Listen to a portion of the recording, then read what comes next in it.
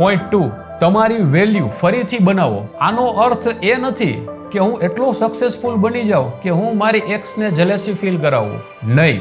જો તમે હજુ પણ તમારા એક્સને ઇમ્પ્રેસ કરવા માટે ગ્રો કરી રહ્યા છો તો તમે હજુ પણ તેના કંટ્રોલમાં છો. તમારે ગ્રો થવું એ સારું છે, પણ એ તમારા માટે, તમારા પેરેન્ટ્સ માટે, કોઈને બતાવવા માટે નહીં. તમે એટલું ગ્રો થાઓ કે તમારું જૂનું વર્ઝન જોઈને જ તમને આશ્ચર્ય થાય કે હું આ રીતનો હતો અને અત્યારે હું આ છું. આ આશ્ચર્ય તમે લઈ આવો તમારા ખુદના માટે. તમારી પર્સનાલિટી ઇમ્પ્રૂવ કરો, હેલ્થ ઇમ્પ્રૂવ કરો, કેરિયર ઇમ્પ્રૂવ કરો, મની મેનેજમેન્ટ શીખો, તમારા પરિવાર સાથે સમય વિતાવો, સારા મિત્ર બનાવો, તમારી લાઈફમાં એવી વસ્તુઓ ભરો જે તમને અંદરથી સ્ટ્રોંગ બનાવે. અને કદાચ એક દિવસ એ વ્યક્તિ તમને જોઈને કહે આ માણસ તો ઘણો બદલાઈ ગયો, પણ એ દિવસની રાહ જોવી નહીં. કારણ કે તમારો ગોલ એ નથી કે એક દિવસ એને તમારી કદર થાય. તમારું ગોલ હોવું જોઈએ કે એક દિવસ મને મારી કદર થાય. આ બે બાબતોમાં બહુ મોટો ફર્ક છે.